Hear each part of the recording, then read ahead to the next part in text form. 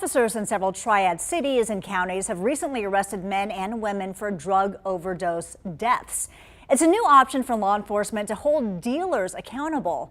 WFMY News 2's Grace Holland found out if it's working. Several groups tell me opioid use has gone way up since the pandemic, which led to more people overdosing. Susan Stevens founded a group called Teal Drops after a personal tragedy.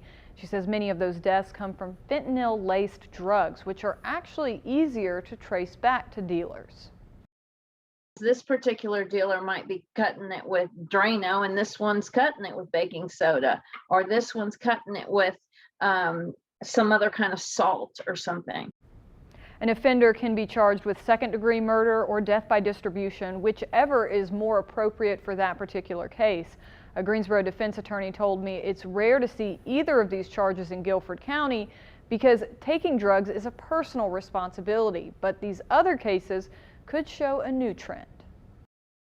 This is a tool that prosecutors are using now, specifically to get larger sentences, to place higher bonds, and potentially to have more meat and potatoes to put in front of a jury potentially for a conviction.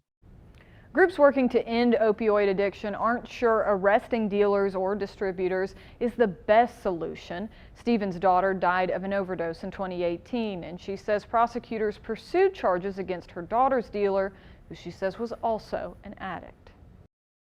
I'm conflicted with that. I can't honestly say I want them to or don't want them to.